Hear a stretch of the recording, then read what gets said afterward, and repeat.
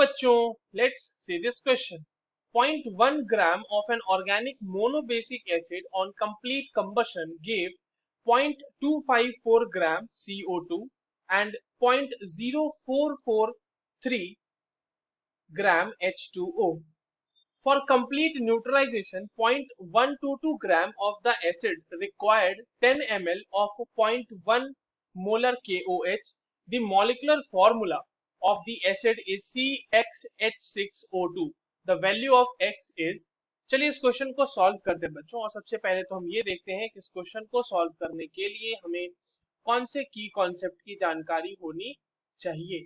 तो देखो, इस क्वेश्चन को सॉल्व करने के लिए ना हमें बच्चों दो चीजें पता होनी चाहिए. एक तो परसेंटेज कॉम्पोजिशन निकालते कैसे हैं, और साथ ही साथ परसेंटेज कॉम्पोजिशन के साथ साथ हमें इंपेरिकल फॉर्मूला कैलकुलेट करने आना चाहिए. ठीक है, empirical formula, empirical empirical formula calculate करने आना चाहिए. ठीक है, तो चलती है यहाँ पे. अब हम जो है क्या करते हैं, सबसे पहले परसेंटेज कॉम्पोजिशन देख लेते हैं. सबसे पहले ये कहा जा रहा है कि आपके पास जो भी मोनोबेसिक एसिड है, ठीक है, ऑर्गेनिक एसिड आपके पास दिया हुआ है. मोनोबेसिक कहने का मतलब कि उससे एक ही H प्लस निकलेगा, तो ऑर्गेनिक एसिड हो गया. अब देखो, इस ऑर्गेनिक एसिड का जब कंबशन कराया तो वहां से O2 के साथ इसका रिएक्शन कराया, हीट किया होगा, तो यहां से आपको मिला होगा बच्चों CO2 और मिला होगा आपके पास वाटर यानी H2O. अब समझने वाली बात यहाँ पर यह है कि CO2 में जितना भी कार्बन आया होगा वो ऑर्गेनिक एसिड से आया होगा, और H2O में जितना भी हाइड्रोजन आया होगा वो ऑर्गेनिक एसिड से आया होगा, क्योंकि कार्बन और हाइड्रोजन के का और कोई दूसरा सोर्स हमारे पास रिएक्शन में है नहीं. तो यहाँ पे कार्बन डाइऑक्साइड कितना ऑब्टेन हो रहा है बच्चों, हमारे पास 0.254 ग्राम ऑब्टेन हो रहा है, और H2O कितना ऑब्टेन हो रहा है, 0.0443 ग्राम ऑब्टेन हो रहा है. राइट, तो अब हम इससे स्टोइचियोमेट्री लगाते हुए आगे का सवाल सॉल्व कर लेते हैं. देखिए, अगर 44 ग्राम आपके पास कार्बन डाइऑक्साइड है, 44 ग्राम अगर CO2 है, तो वहां पर 12 ग्राम कार्बन उसमें मौजूद होगा, 12 ग्राम कार्बन प्रेजेंट होगा. तो अगर बच्चों 44 ग्राम में ये है तो 0.254 ग्राम CO2 के लिए कितना हो जाएगा, वो हो जाएगा 12/44 इंटू 0.254. इतना ही ग्राम कार्बन होगा, इतना ग्राम आपको कार्बन मिल जाएगा. और ये कितना आ रहा है बच्चों, ये वैल्यू आ रही है 0.0692 ग्राम ऑफ कार्बन. अब समझना, परसेंटेज ऑफ कार्बन यहां पर निकालते चलते हैं. तो परसेंटेज ऑफ कार्बन कितना आ जाएगा बच्चों, mass of carbon that is 0.0692 divided by mass of organic जो हमने मोनोबेसिक एसिड ले रखा है, तो वो तो 1.1 ग्राम दिया हुआ है, तो ये डिवाइड हो जाएगा 0.1 ग्राम से, ये भी ग्राम में है, और इंटू 100 कर देंगे तो यहाँ पर से परसेंटेज आ जाएगा, और ये वैल्यू हो जाएगी 69.2%. ठीक है, यानी कि कंपाउंड में 69.2% हमारे पास कार्बन मौजूद है. अगला देखते हैं, वाटर के लिए कैलकुलेशन करते हैं. अगर 18 ग्राम वाटर है आपके पास, तो 18 ग्राम वाटर में कितने ग्राम हाइड्रोजन होगा, 2 ग्राम हाइड्रोजन होगा अपने पास, है ना. तो 0.0443 ग्राम वाटर में कितना होगा, तो ये हो जाएगा 2.18 इंटू 0.0443 ग्राम हाइड्रोजन. और ये सारा का सारा हाइड्रोजन कहाँ से आया होगा, वो मोनोबेसिक एसिड से आया होगा जो हमने ऑर्गेनिक एसिड लिया हुआ है. तो ये वैल्यू आ जाती है 0.0049 ग्राम हाइड्रोजन है. अब तो बच्चों यहाँ से परसेंटेज ऑफ हाइड्रोजन भी निकल जाएगा. Simply mass of hydrogen that is 0.0049 divided by 0.1 जो ऑर्गेनिक एसिड का मास है इंटू 100, ये वैल्यू आ जाएगी 4.9%. ठीक है, तो हाइड्रोजन का भी परसेंटेज हमें पता चल चुका है. अब जो एसिड है उसमें हाइड्रोजन होगा, कार्बन होगा और ऑक्सीजन होगा. ऑक्सीजन के लिए कोई वैल्यू तो दी हुई नहीं है, तो परसेंटेज ऑफ ऑक्सीजन हम कैसे निकालेंगे, 100 में से माइनस कर देंगे carbon that is 69.2 plus 4.9 hydrogen का परसेंटेज, और जो परसेंटेज हमारे पास वापस आएगा वो होगा ऑक्सीजन का परसेंटेज. तो ये वैल्यू इतनी आती है 25.9% आए.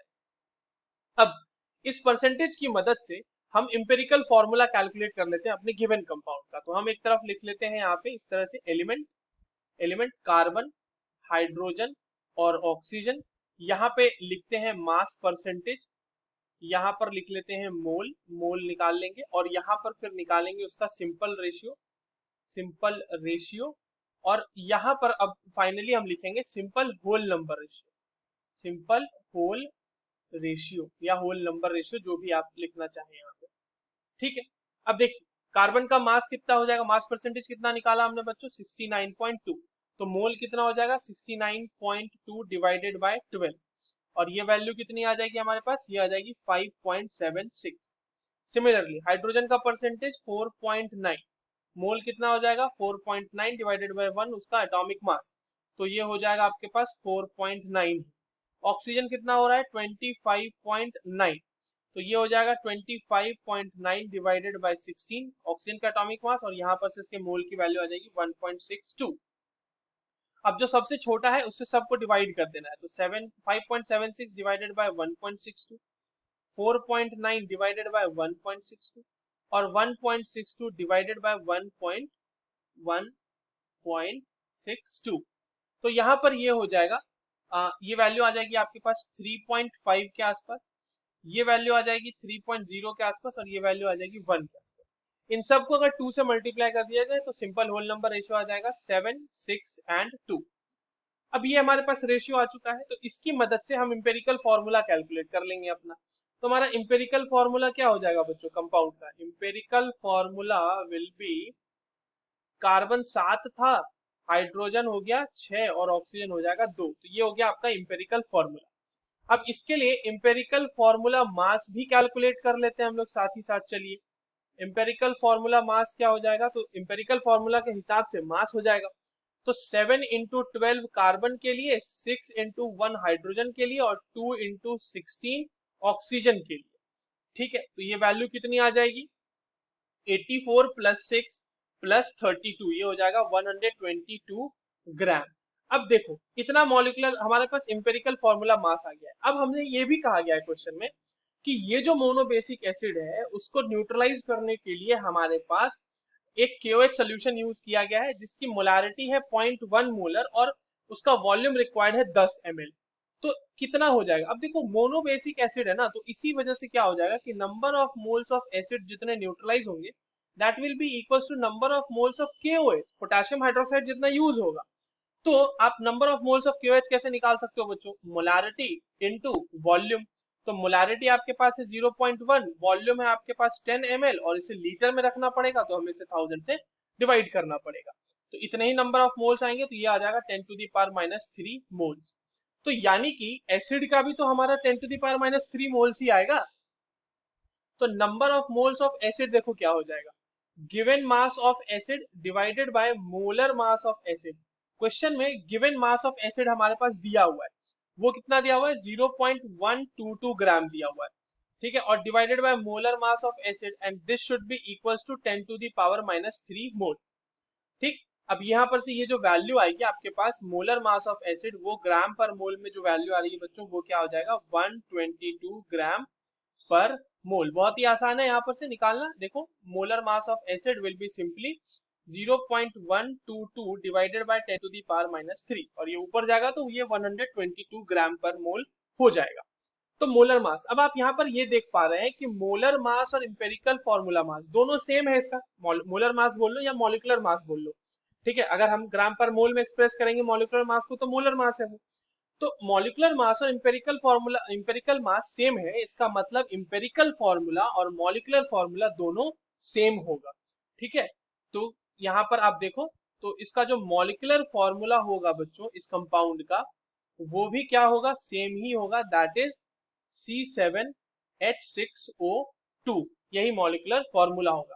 और हमसे क्वेश्चन में ये पूछा गया है कि मॉलिक्यूलर फॉर्मूला अगर CXH6O2 है तो वैल्यू ऑफ X क्या होगी, तो X की वैल्यू हमने फाइंड आउट की है अभी, और X की वैल्यू कितनी आई है हमारे पास 7। So the correct answer for this question is 7। I hope you understood this well, all the very best.